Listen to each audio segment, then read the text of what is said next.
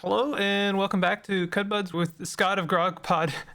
We're possibly on our last episode here as we explore Stilt and basically set things up for the rest of the game. Yeah, you would we've covered the base tutorial. We've gone through, I guess, kind of the tutorial quests that you get out of your starting village of Jopa. And we're on the last one. I guess like we're, the our last quest was come here to the 6 Day Stilt, great name for a town. And like go and I guess deliver a bauble there that we wound up selling to Argive around the corner in Jopo, funnily enough. But yeah, it's like barely getting through, getting our frogman Minotaur through the desert, pouring our cash reserves over our body to keep us wet. uh, but we made it. We made it here to the 6 Day Stilt. This feels like the outskirts of a village here. This feels kind of like some sort of structure up here. Yeah, you're not wrong. So 60 Stilt is a full parasang big. Oh, It takes up the full parasang. so the 3x3 grid Yeah. of I'm too famished. Yeah, the whole 3x3 grid of the world map tiles. Yeah, exactly. So we're going to be exploring all of that today, and then also what's in the center, because what's in the center is very like important. There's a lot of things here to discover, and a lot of things that are going to keep us coming back again and again and again to basically maintain our progression and kind of like, it's a good anchor point for us. It really is important throughout the run of Caves Yeah, of Good.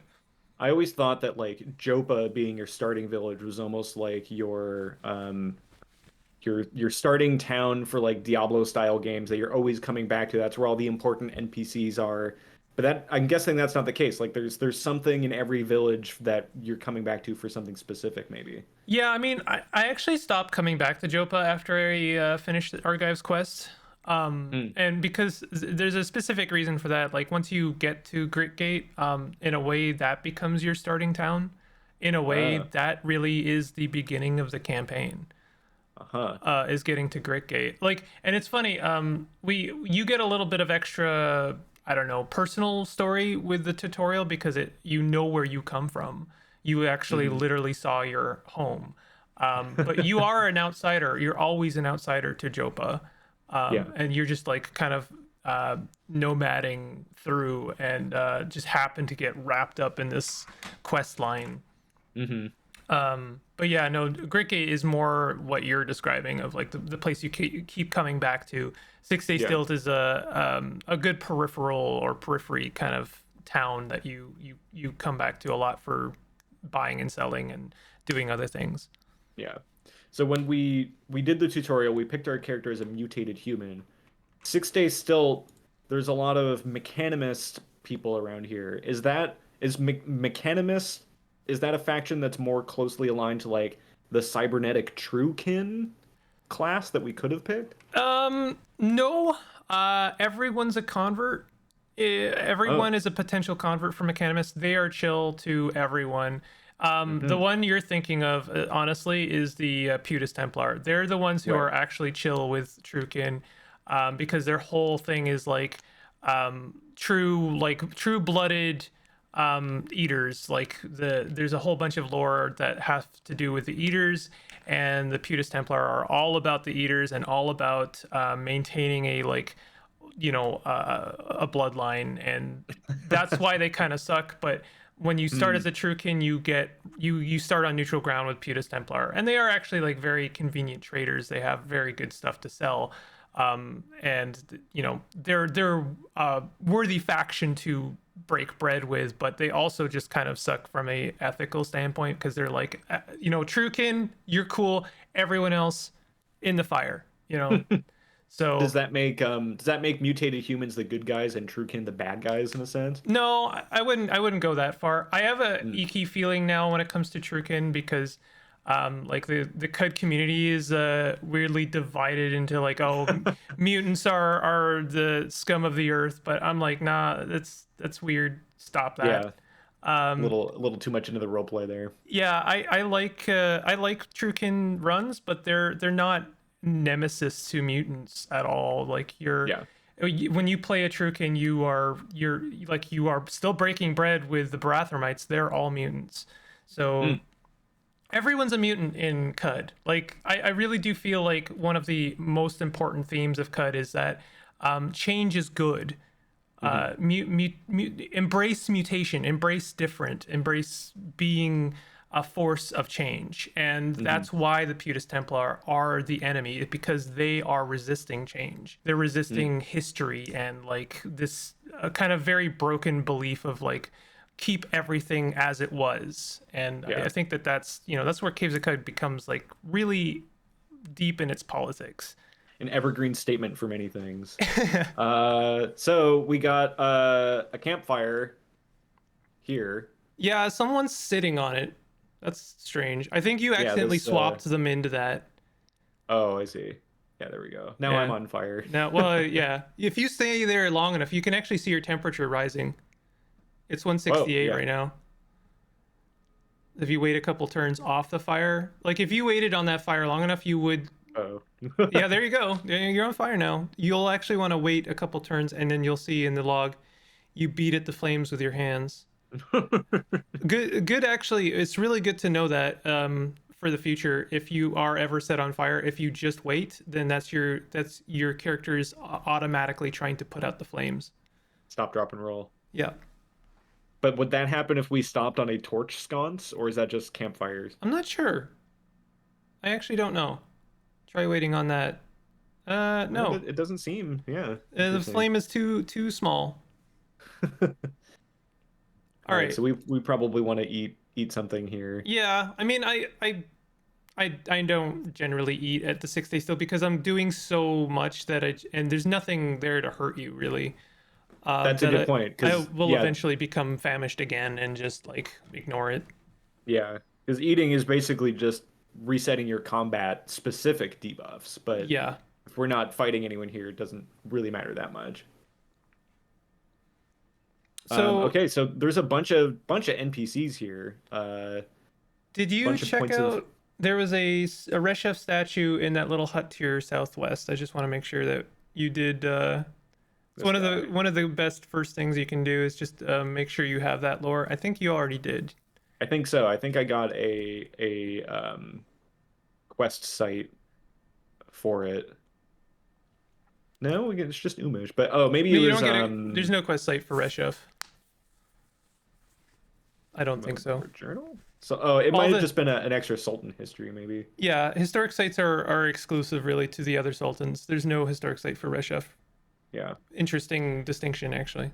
And so we talked about this a little bit in some of the previous episodes, but the Sultans here, Reshef is the only non-procedurally generated one out of the 6 total. I think 6. Might be 6. And yeah, and is Reshef's lore like the same every time, or is this also stuff that's kind of procedurally generated?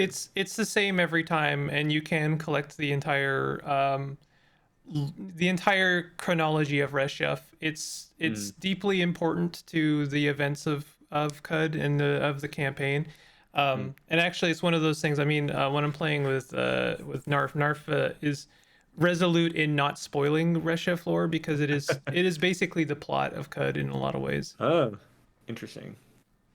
The one thing I will say, and the one fun thing, because it is the first tidbit you find out, the statue of Reshef in Jopa has the one specific consistent part of the chronology that covers Reshef staying at Jopa. That's why it's there. And it covers cleanse the marshland of the plagues and then taught Abram to sow water vine. So Reshef is why they're water vine farmers at Jopa. Yeah. Thanks, Reshef. Yeah.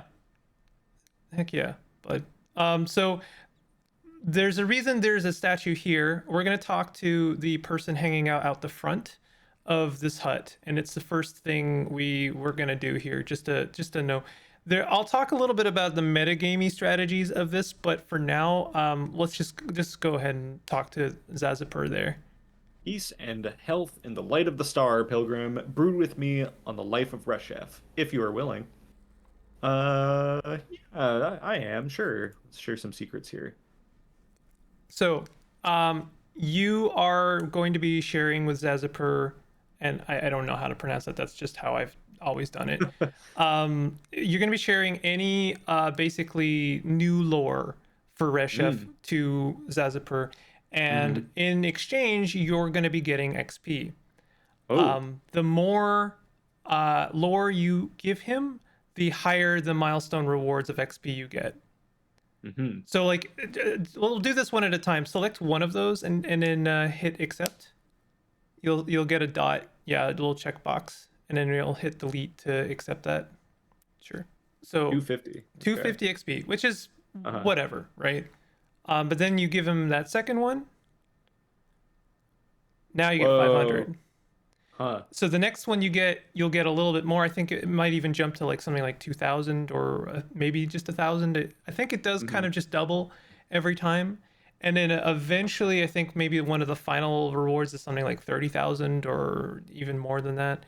Yeah. Wow. So collecting Reshef lore is very good, specifically for this, but also to understand the underlying kind of story of Caves of Cud.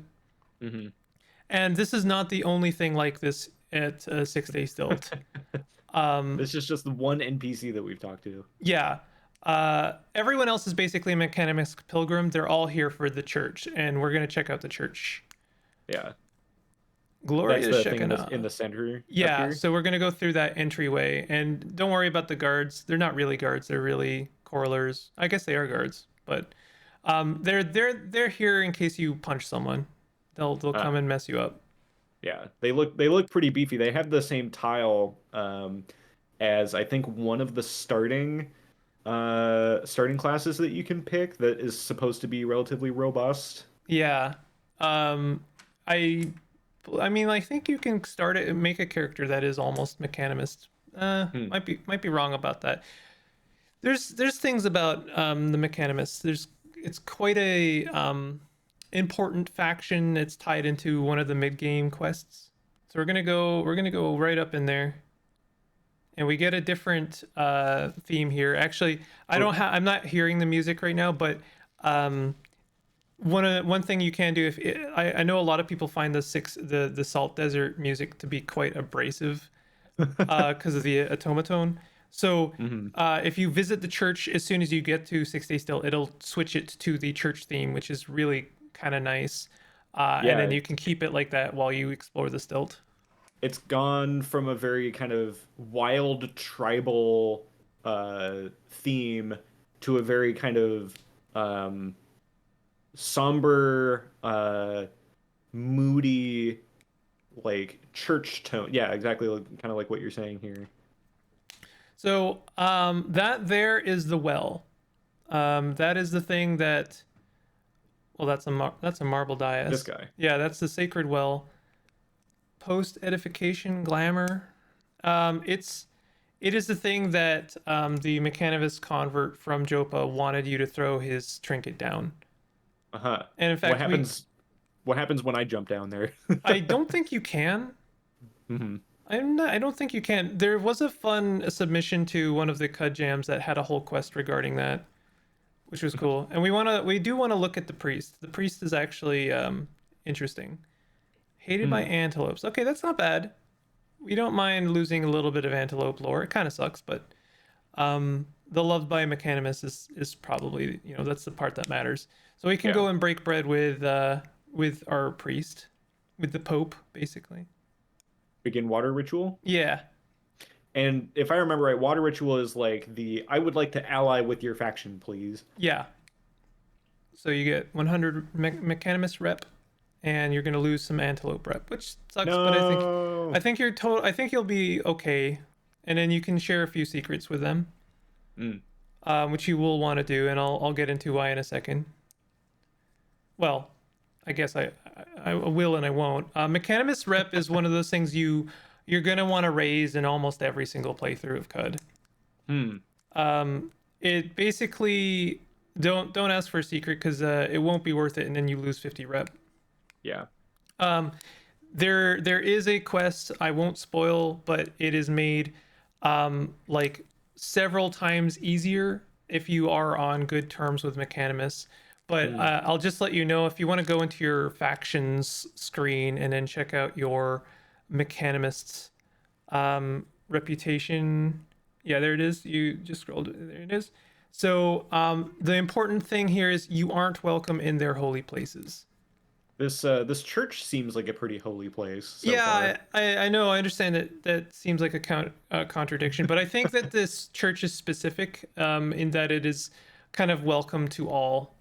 Ah, okay. But like the super secret mechanimist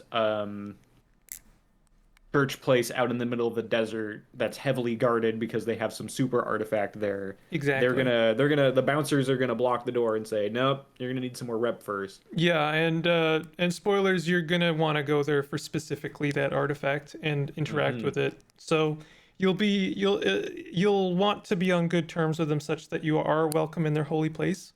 Hmm. Luckily, mechanimists are pretty common, especially in the desert. There's quite a lot of legendary mechanimists that you can break bread with, and you're already on neutral terms or positive terms with them. So doing that is easy because you don't have to do the whole love injector thing. But there's actually another way to gain mechanimist rep. We're gonna interact with that sacred well. Sacrifice. Yes. Oh boy. So, since we are very dumb, as I keep saying, we're gonna go ahead and throw those three on the bottom there into the well. Yeah, because we're not gonna be using these anyway, probably. Well, I mean, they might be extremely valuable. I don't know, Yeah. but for the sake of this, then it's worth doing this. There were some weird artifacts down at the sacred well. Up by 30. Great. There you go. So, the more advanced the technology, the more reputation you stand to gain with the Mm. mechanimist by throwing it down the well. I Hmm. do not know how much the salt mill would have been worth. I'm guessing one Yeah. reputation. But for someone who very likely would have died through the 6 Day Stilt, I imagine the mechanimist convert in Jopa would have been very glad by that one reputation gained. So, you know. Because it's also like tutorializing this gameplay mechanic as well. Yes, it is definitely drawing the player's eye towards a very important part of kind of the quest line in a lot of ways. Hmm. So we're gonna take. There's other things going on here, lore and stuff, but we don't necessarily have to interact with any of that. Those are the two major important things. Hmm. Breaking bread with the Pope is good because you get 100 reputation right away. It's actually quite expensive to gain reputation by throwing stuff down the sacred well. Hmm. I generally don't do it anymore, but I also understand that sometimes it is, yeah, you just kind of have to. Yeah. Oh, There's a there's a whole bunch of stuff here. there's a graveyard over there. Um, there's some fun lore to do with this church. A couple people say like, is it a worm's skull? Could be a giant kraken skull that this church was born out of. Huh. Um, it's a cool place. Yeah. But actually, there's. Sorry, I said we interacted with the two or three things here. That's actually not true. We have to talk to the librarian. Librarian. Yeah, so Okay. near the entrance. Actually, yeah, that's a good way of doing that. Good call. Sheba. Sheba's tile is randomly generated. They can be anything. Sometimes Huh. they are a turret. Um, but in this case, they've spawned as an Arcanaut. Hmm. They're always a good person to chat to. Yeah. Um, so yeah, Live and learn, Wanderer. Have you come across any books or scrolls in your travels? Do you care to donate one to the Cathedral Library? Whenever you return, you may speak to me and give you and read anything you've donated. Ah, so this is where if we still had those books that we sold off earlier, we could probably pawn them off onto Sheba. well, you still have one that I had you keep. Oh, okay. Yes, I'll give you this aphorisms about birds. XP, that's nice. Yep. We weren't using that book for anything anyway. There you go. And you gain some XP. And that's books are kind of they're a decision. You can use them for trade goods, but I would say that they are always worth keeping so that you can give them up to Shiba for XP. Yeah. And I'm just going to go ahead and let you know, and this is a good place to put this as well. The choice you have, if you want to play some advanced meta strategy with both books and Res Chef lore. And I get a lot of questions about this, so it's a good time to kind of mention this. Is I don't give that stuff up until the mid to late game of Caves of Cud. And so do you like collect it and then put it in a chest somewhere, and then you're like, okay, mid game, time to pawn it off? Literally, yeah. In fact, it's one of the reasons I was clamoring for you to pick up a chest. Is I dump a chest right in front of Shiba, and dump all of my books in there, and then I just keep coming back and dump more books. And the Res Chef lore is fortunately it doesn't take up any space, but I don't give that up until the mid to late game, until basically like level 30 or 40. So why do that and in like a mid game burst as opposed to like, you know, well, I guess like probably for equip load management, right? It's a bit more nuanced than that. I think it's because of the level scaling, the way it works in Caves of Cud. You were mentioning before, like, oh, a creature is average now, but it's based on your level, right? And as you level up, eventually it'll become easy, and then it'll become trivial. And then when it hits trivial, there becomes a moment where it's worth no XP. And in fact, it scales down. So like, you know, Dawn Gliders are worth like something like 365 XP or something insane to you right now. But as you level up and hit certain milestones, then they're going to be worth only like 125 or something like that. Yeah. So there becomes a moment, a critical moment in Caves of Cud where you are so powerful that everything is, you don't get any XP for killing anything in Caves of Cud. However, it's what's unfortunate is there are some enemies that are just always dangerous to you. Right. And they will still not give you very good XP rewards. And so there becomes this kind of imbalanced like curve, like a you know, almost like a, you know, like the line just goes straight up where you can no longer progress reasonably or safely. And that's the point where you hand in all your books and your Res Chef lore, because those XP rewards are static. They stay the same from beginning to end. Interesting. It's a decision. You don't have to play like this. And I don't, Yeah. you know, I always argue against playing Caves of Cud purely optimally, because if you played Caves of Cud purely optimally, it would destroy it. It ruins the experience in a lot of ways. Yeah. You could just use love tonics and steal everyone's goods. You could go and sell lava if you want to completely undermine the mechanics of Caves of Cud. It's not a difficult game to break, but these are decisions you can make to make certain things easier on yourself. And certainly if you've made it to level 30 or 40 as a character, you've done the hard work. You don't necessarily have to punish yourself more by, like, you know, not selling those books, or, you know, selling them early and kind of pop in that bubble early, I guess. Okay, we've talked to our librarian. Yeah. Is there anything in the graveyard worth exploring? No, there's some randomly generated tombs. They're fun. Drank from a poisoned clay pitcher. Wow, what a foolish fool. Because Yeah. Jopa has a graveyard also. Yeah. Knocked over a glitter grenade Mark II. How do you die by that? Those don't do damage. I guess you know, if it's enough glitter, maybe Oh god, yeah. I've seen some of those glitter bomb packages before. Oh, that's yeah. Crushed to death by a falling crysteel mace. That makes more sense. Yeah, I guess so. Died of old age. Wow. Amazing. Choked on some wild rice. Fell from a cliff trying to recover a lost bob cheek. All right. Yeah. There's some really good ones in there. Yeah, this feels like my typical gardening experience in my backyard here. Yeah. So, we've covered like the fairly important ones, but let's check out the rest of the 6 Day Stilt, because there's quite a bit here that's going to remain consistently important in every run. So if I go off to here, Yeah, you can just do an auto explore on each of these tiles. and I forget, is there a hotkey for auto explorer? Is it backspace? It's the 0 ins key on numpad, but I don't know if you've got a numpad. All right, Okay. and we can hit. Yep. So we got an apothecaries. 6 Day Stilt randomly generated. There's a couple things that may remain consistent from run to run. You'll always have a couple of things, but a lot of the other tiles are random. So apothecaries, sure, fine, whatever. Not a big thing. There's a couple things we're hoping for. Hey, I mean they got a love injector, so that's nice. You can buy some humble pie from them as well. Humble pie is a very interesting item. -1 ego permanently. And Yeah. it seems interesting that like you would want less ego.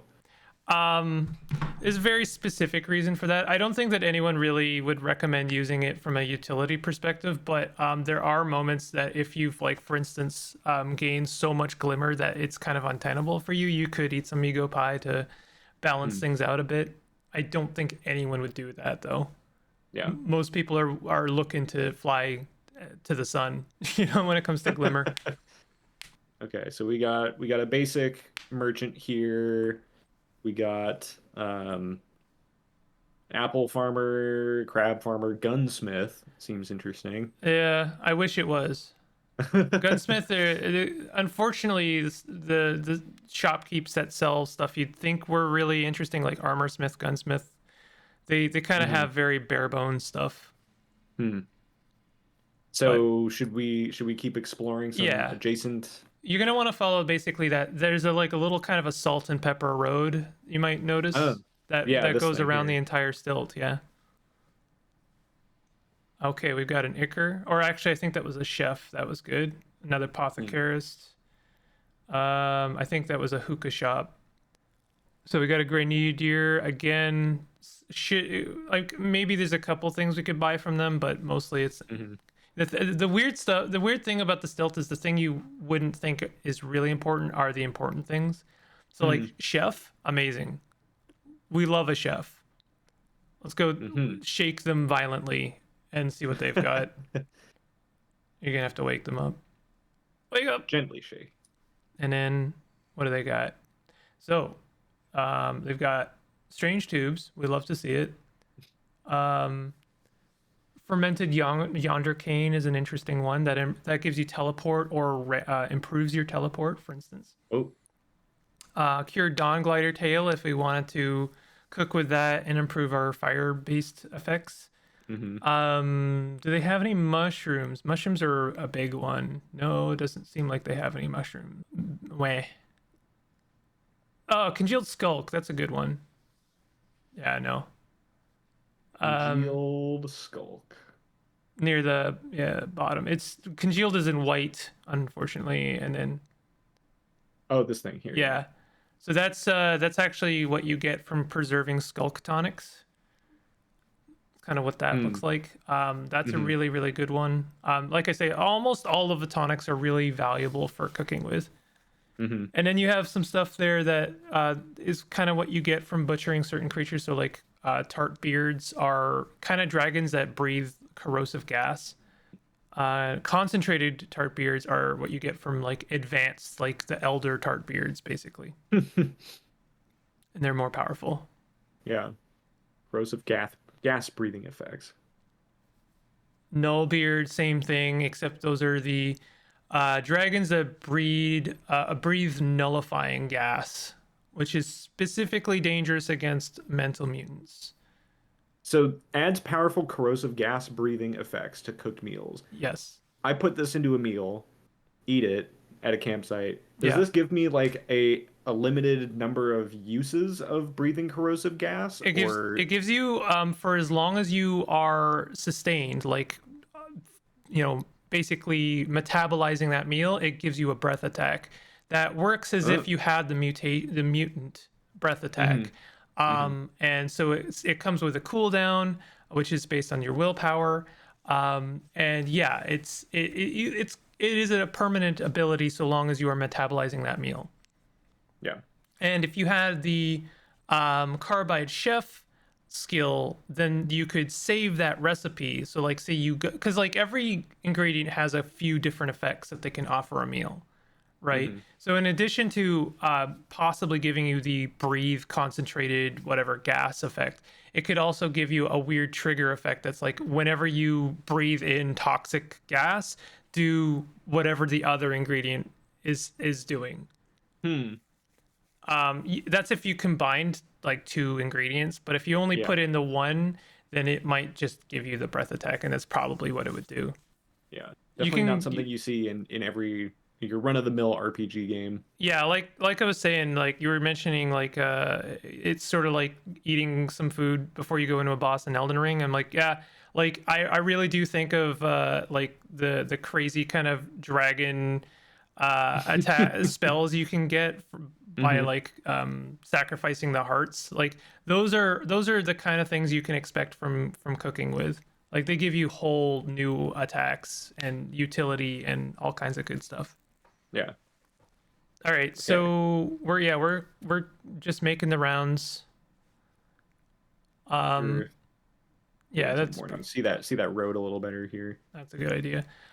One thing I used to do, I don't think I do it as often anymore, is you can also like make notes in your journal location, like when you find a merchant you care about, and then when you descend into the stilts, then it'll give you an option of like the different pins you've got, so you can go straight to those merchants. Oh, But wow. I don't know if I do it anymore. I usually when I go to the stilt, I'm probably just gonna wander around the whole thing anyway. There's some more Red Chef lore, Ooh. so we could Painted. hand that over Yeah. for more XP. Got a lot of hookah. You got a lot of hookah places, which you know, their flavor. It reads mint smoke and wine. I like that. That's a nice one. I forget to read those signs sometimes because they are generated. Yeah. Oh yeah, you got a beekeeper. You could get the best item in the game from the beekeeper. That's a joke. That's not actually true, but like go and check out the beekeeper. And they will have portable beehive. I love the portable beehive. Oh boy. It's so silly and I love it. It goes on your back. It gives you reputation with flowers, and then over time it will generate honey. Oh, interesting. And you can use that as kind of like a water, well, I guess water adjacent source. You can cook with it. It's good for curing diseases, sort of, and it's also valuable-ish. It's also extremely heavy. It's one of the heaviest liquids in the game. Like you can look at that water skin, that water skin of 23 grams of honey. I bet you weighs like almost 50 pounds or something crazy. 12 pounds. Okay, not that bad, but still 23 grams weighing 12 pounds. It's like almost half a pound per gram. Yeah. Well, along with the weight of the water skin, which is 1, I think. Right. But yeah, it's kind of wild. And so is it like the bees automatically attack if you're Oh, you don't get bees. bees crawl over the back mounted? Yeah, I know it says it's got bees, but you don't. There's no bees mechanic. Oh, it just passively generates honey. Is what That's you're it. talking about. Yeah. Yeah. I just love it. It's just such a silly item, and I love it. I love the idea of this guy like wandering through the caves with this portable beehive on his I wonder back. if there's a mod for being able to like throw the beehive and then having it like crush and the bees are released. No, then you don't have a beehive. That's true. I do think bee grenades could be a thing. All right. Nicolas Cage would agree. All right, let's see. What else we got? Ichor merchant, that's important. Super important. One of the best merchants. Let's see what they got. Fine. They've got Whoa. well, we can look at that painted glass bottle. Ooh. They have some brain brine. That's you can see the value of that. Maybe. Oh, whoa. Yeah. Brain brine is fun. I kind of don't want to spoil what that does. That's a future run for you to find out. Gotta pony up $3,000 for it. Well, I Very mean, good. you know the weird meta strategy for getting it for free now. Hmm. How about I give you 80 feet of copper wire? What's that meme? Like, what is it? I offer you 84 drams or 84 feet of copper. You give me one. The trade request meme. Yeah, and then he has odd trinkets as well, which I'll just spoil for you. Those are at the very top. Those are Mm. spray bottles, Oh. which are important for something very specific. And I'll just let you know for curing diseases. Hmm. Certain diseases, you need to make a concoction and then spray it on parts of your body, and it's a very involved process, and we kind of love hate it. But yeah, you can cook with acid. Don't drink it, but cook with it. I know that's not intuitive. Got some gel, some slime spitting effects. Sap. Oh, sap's good. So I see, so asphalt here. I've seen in some previous playthroughs of mine coming across notable map marker locations for like weeping things of stuff. And Hmm. one of them was like, oh, there's a weep of asphalt here. Like, Yeah. why would that be important to note on my world map?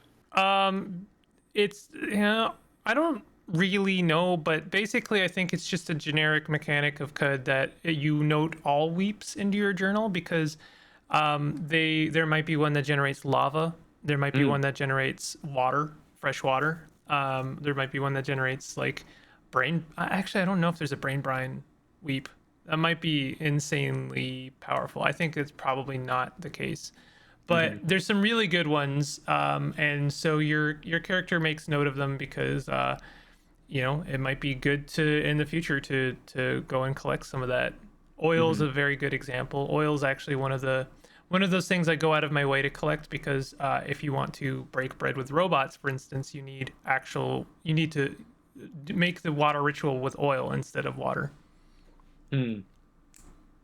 Add self-diseasing effects to cook meals. Why would I want self-diseasing effects? I don't know, but it is something you can do if you want to give yourself a disease. Something. So would I be able to, in theory, buy one of these glass bottles, throw it at an enemy, and then have self-diseasing applied to that enemy? I Is that? don't know why you would do that. They wouldn't even die in 3 days. They would just get a disease, and it would be a minor inconvenience. And I don't Oh, even okay. know if enemies can contract diseases in the same way that you can. Hmm. But yeah, I don't know But why that. It's like the portable beehive. Why is it there? Because we can. Like yeah, but the idea behind like this stuff, I'm thinking from a very immersive sim aspect. Like yeah, if you had a glass bottle filled with acid and you threw it at somebody and it broke, that would be bad news for them. But I'm guessing this is more of just like this is a little sample container of this that you use for crafting. yeah. It would make more sense to cook with it and then getting possibly the acid breath attack that you Yeah. could then use on your enemy.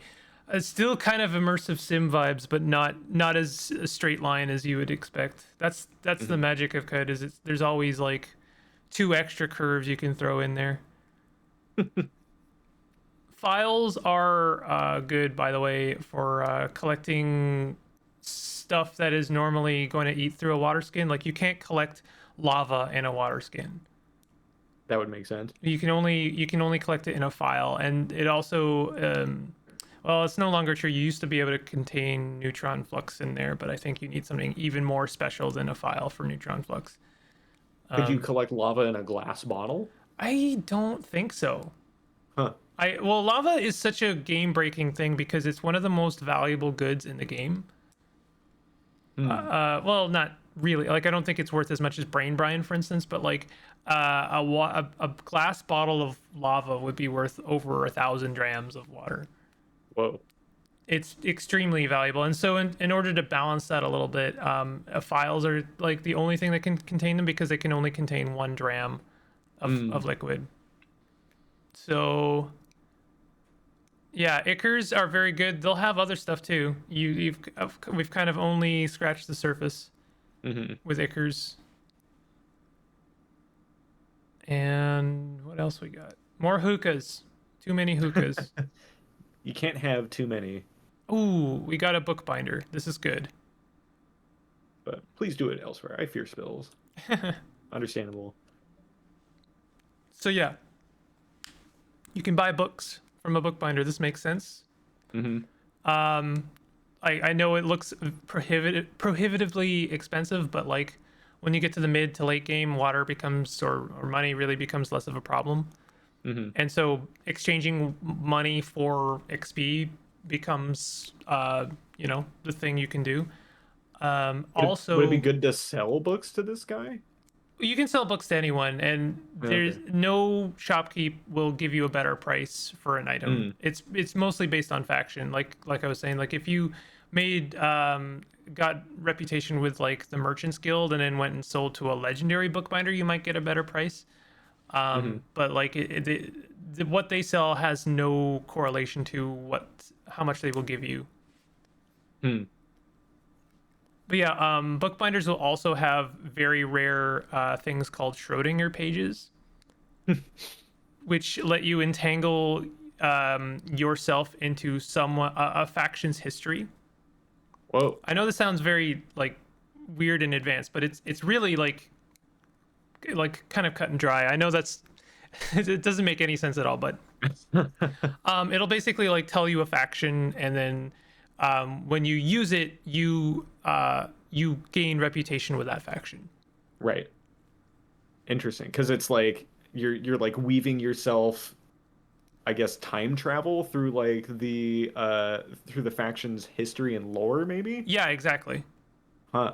It'll even tell you what you did. It's like, oh, you gained 100 or 200 reputation with this faction because you pet their cat and also gave him a favorable horoscope or something like that. It's rewriting history as we speak. Yeah. Amazing. So bookbinders are great. Any run that has a bookbinder is a good run at the Stilt. And so hired guard. Yeah. So we're basically only looking for one more thing. You've got an Icker, you've got a bookbinder. Having a jeweler is nice too, because then you have a means of buying very valuable trade goods. Now you've stepped off the path. Yeah, salt.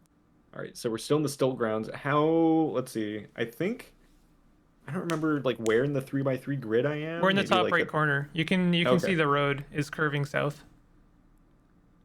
Ah, yes, good call. And this is why I ho-hummed the eating, because like we're famished and we've been famished, and we got another bookbinder. Let's check them out, see if they've got a Schrodinger page. No Schrodinger page, but a copper nug. We can buy that if we want, but you actually could stand to have money, or liquid. Keep our assets liquid so that we can continue drinking. Exactly. In this economy, let's see, apothecary, grenadier. The path goes down this way. Yeah. Whoop. Here's our grenadier. Boom spheres. Love it. That makes sense. Tribal music is back. Ooh, what is this thing? Yeah, you stepped outside the Stilt, so now you've got your standard salt desert. It says I'm still in the Stilt grounds up here, though. Yeah, but remember you stepped outside for just a moment, so you switched it back to the desert theme. Oh, right. Okay. Yeah. If you wanted to switch it back, you'd have to go into the center tile. Oh, there's a Madpole. They're also a Mechanimus convert, but yeah, those stay away from those forever. Huh. They got some big jaws on them. They are forever very dangerous and miserable to fight. And this bottom right corner is one of the places that consistently spawns an Ichor Merchant and a Guts-monger. Guts-monger is important for Trukin, not for us. This is the one that you're probably thinking of in terms of like theme. We can go check them out. They'll sell a lot of odd artifacts that we don't know what is, unfortunately, because your character is Yeah, I'm just I don't know what this is. I'm just a lowly mutant. I'm just a little guy. I don't know. Puzzling device. Yeah. So those are all cybernetics. So And yeah, and so is that how you would level up, or like, because with our mutated human here, we have mutation points. yeah.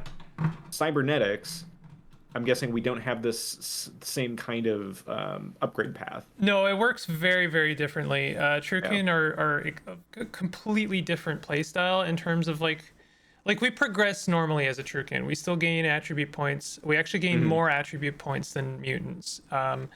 And we can still take skill points. And you're taking all like a lot of our combat prowess relies on skills and attributes.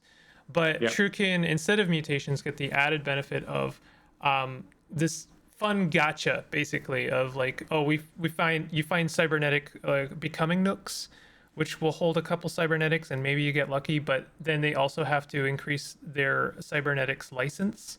I know that sounds bizarre, but they basically have a license, and you have to collect credit wedges to increase your license. So then you can Mm. upgrade your body with more cybernetics. Can't be walking around with that unlicensed laser eyeball. Well, yeah, you can't really break the rules, unfortunately, here because the becoming nooks will like that's where you go and install cybernetics. They will just outright refuse to install anything if your license isn't high enough. It would be kind of cool if you could break the rules and then maybe like your body malfunctions or something, but um yeah. Yeah, apothecary, just an average, normal, everyday apothecarist. And we'll want to check out the Ichor Merchant. Kipper is also good. They're basically another form of chef. Hmm. And what do we got? Anything good? Not really. Nothing really here. Algae, green goo, We can literally molten buy a wax. bottle of puke. Yep, that's what that You never is. know. You never know. If you were to buy that green goo and drink it, then you could just make your own. Wouldn't have to buy any of that puke. That's right. Pays for itself. Talks Um, with that guy Kipper, you said. yeah, Different kind of chef. you'll need to wake them. Hey, wake up. Wake up. They've got congealed love, bone meal. Bone meal's a great one. Hmm. Love bone meal. It's I think it's got a couple different effects, but the one I really like is +1 AV. Hmm. You just tougher to hit. And there's no way for me to like craft bone meal by myself, or does that require tinkering? That's kind of where butchering and harvesting comes in. Hmm. There is exactly one place that I'm aware of that has a source of bone meal, and it's very, very late game. So generally speaking, you're going to be buying all of your bone meal, Hmm. and it's kind of rare. So even amongst the kippers, pickled mushrooms is great. Hmm. I know it's a weird one, and it's like real benefits are not immediately apparent. But it's one of those really good ingredients for comboing with. In fact, I combo it it's really good to combo with congealed love. So like one of its triggering effects is whenever you eat a mushroom, then X, right? Oh. And then congealed love has a sort of capping effect of um, beguile a creature as per level 6 to 8 beguiling. So what that means is that if you get that combination, then you can eat a mushroom and then beguile someone directly next to you as if you had beguiling level 6 to 8, which is basically impossible for most creatures to resist. Not totally impossible, but most.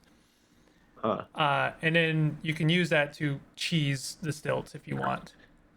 You're like emitting a fungal love aura. Yeah, exactly. Pickles are okay. I just like that they're in the game. I love the tile for pickles. Yeah. Voidar gland is teleporting again.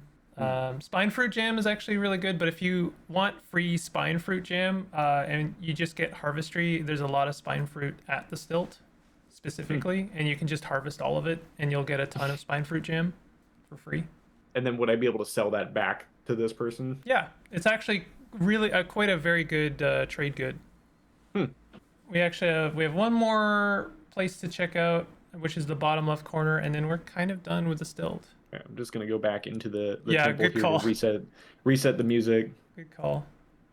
Okay, bottom left. So down one. Yep. Here. Auto Oh, we Explorer. got a beekeeper. We could go and get the best item in the game. Got a shoe seller. I guess there's another Icker. No, chef. Yeah. She's Okay. got a number of chefs. Shoemaker, beekeeper. Yeah, I mean you'll see the shoemaker really has like not a whole lot. That's the beekeeper. I thought you went to the shoemaker. No, I guess not. I mean, I guess you could probably use a pair of shoes. Oh, there's some Yeah, my steel boots. steel. Oh, more painted. Yeah, you know what? Just for the sake of rounding out the series, why don't you buy those chain boots and steel boots? Or you could buy two chain boots. Yeah, just buy two chain boots and then throw a couple of data discs in there to round out the trade. This guy. You probably want to give up the 150 one because you're going to need at least 50 drams. Well, I guess you can recoil out. Mm. It'll let you know if you're selling too much, but you can try this if you want. I don't need data discs to power the recoiler, do I? No, data discs are blueprints. Those are for tinkering. Okay, yeah. So you wanna take a couple of those off. Take like the 100 off, and then maybe the 84, and you can see at the bottom like where you're at. Well, when Down you're here, you mean? yeah, it'll tell you how much you're giving up and how much you're getting. Yeah. Well, you don't. Like 50 to 25. Yeah, exactly. So we can put both those chain boots on, and then you'll get the full AV effects. And now we've actually got shoes again. Mm-hmm. And this was the journey of you getting some shoes. Yeah, perfect. And they're matching too. Yeah, they're matching, and then it still says it has a red on the AV, but it's just letting you know, reminding you that they're averaged. But you get 2 AV from those boots. Right. All right. Well, so I mean, at this point, like, if you're curious where to go from here, I would probably hit up the historic site, or I'd roam through the desert, find some people to trade with and break bread with, so you're gaining reputation. Maybe when you hit like level 15, head to Grit Gate. The road to Grit Gate is actually weirdly very difficult. I always find that it has the opportunity to end a couple of runs prematurely. Yeah. You have a recoiler, so you don't have to make the journey back to Jopa. So you could use Jopa as a good point of reference to hit other places. You could also check out the asphalt mines, which is the little mine, yeah, right there. Those are pretty fun. They're a nice place to gather materials. Better if you have tinkering, I think, because you get a lot of garbage that you can build stuff out of. Yeah. But yeah, Caves of Cud. That's the early game. And eventually heading here at some point in the far future. Yeah, eventually. I mean, in 2 days. Yes. Well, 1.0.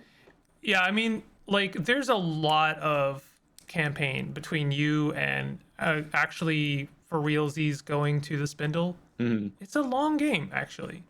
Yeah. Especially if you're taking it seriously. There's a lot of side quests. Just the amount of stuff that we did in this series, going from the tutorial even just to Jopa, and then from Jopa up here to Red Rock. There's so much to unpack. I always like going into the Steam achievements and seeing like, well, how many people have gotten this far? And it's a surprisingly low number of people have, gotten to Gridgate, gotten to up here in Golgotha or Bethesda Souza. Not to dispel that a little bit, but those achievements are actually quite new. Oh, so okay. It's only counting people who have gotten it since they were added to Caves of Cud. That would make sense. But yeah, I mean, like, I think you'd find I'm trying to think of a good reference point, but like maybe a good one is like making enemies with Jopa. There's an achievement for that. Like, that's the kind of thing a player might do on their like 10th playthrough for funsies. I don't condone this, by the way. I like Jopa. So. I haven't gotten that achievement. It might be the last one I ever get. Yeah.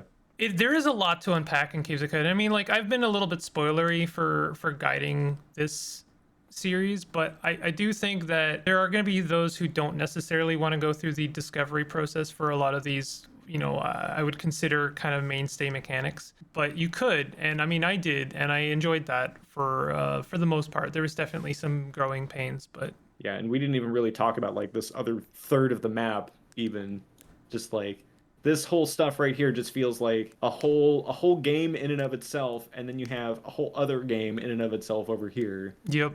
Some of it relates to the main quest, some of it doesn't. The honestly, the Moonstare is a really fascinating place to me because it's kind of completely optional, and it's a really cool place. There was a time, like, I remember Caves of Cud before it had the Moonstare, and there were just like kind of purple ruins there. There really wasn't anything out there. It was like, that was Cud when it was still being formed, and the Moonstare now feels so, I don't know, rich in comparison. Well, I think that's maybe a good place to pause our series for now. I think this has been thank you. This has been very instrumental with helping me to understand the complexities of a very complex game. That, yeah, like I was saying before, it kind of rivals like Dwarf Fortress Adventure Mode. Initially, was a big skeptic of this game coming into it when I first bought it like 2-ish years ago, and I thought, I really like traditional roguelikes. I'm not above complexity or difficulty in games, but I wasn't quite sure what all the fuss was about. And I think you've helped me a lot in understanding like why this game is so beloved. Awesome. I'm always glad I can do that, and I always appreciate it when someone lets me know that I was able to do that, because I do think that this is one of those things, one of those games I do think is almost required playing. I know that's kind of one-sided. It's still not going to be accessible to a lot of people, despite the immense amount of effort that's gone into making it accessible. But I do think that this is one of those games that basically anyone could enjoy if they give it the time and patience that it's asking for, not even demanding, really. Yeah. Well, I think this tutorial series, starting with the tutorial and kind of you being very patient with me saying, well, what does this thing do, has helped to kind of demystify a lot of that stuff for me anyway. And I think when some of my podcast co-hosts or people from my podcast look through this series, they'll be able to say, yes, okay, I think I get it now, and maybe helping to get them over that initial hump of what this game is. Yeah, I do plan on doing a new tutorial series, because I do have one and it's okay, but some of it has become defunct now with a lot of the UI changes. So I'm hoping to make it even more accessible for people down the line. Alrighty. Well, if you at home have enjoyed this series, we may come back to it, and there's certainly more stuff down the line regarding our collaboration, or my collaboration with Grogpod. I'll definitely make any and all announcements regarding that. But if you want to hit the like button, that would do a lot for me, and consider checking out Grogpod at grogpod.zone. And do you have anything else to shout out? Yeah, I guess I'll just shout out your effort that you've been putting into all this stuff again. I think the reason why I was so keen on getting you to help me through this is because all of your tutorial videos have been so great already. Even the ones that have sort of been dated by the game's updating process have really. I think there's a lot of work and effort you put into all that stuff, and yeah, just kudos on all that. Thank you. Really helpful, and and yeah, I think if people are interested in our eventual Caves of Cud episode that we'll do for my podcast with my co-host, we'll have Big Simple on to join as kind of our more knowledgeable expert that we can ask, well, why did they do this and why did they do that? I would be thrilled and excited to have you on for when we eventually do that episode. But yeah, our podcast that I do with a few buddies of mine out here in the Seattle area, do everything from games like Caves of Cud to other traditional roguelikes like Cogmind. That might be another collaborative series for us to do in the future. I'd love to do that, because I really need someone to sit me down in the same way and teach me how to play that game. Cogmind is great. We do games like Dead Cells, Inscription, if you want to call that a roguelike. Heat Signature is super fun. And yeah, kind of everything under the sun related to roguedom, as it were. Yeah. Awesome. We'll catch you next time. Take it easy. Yeah.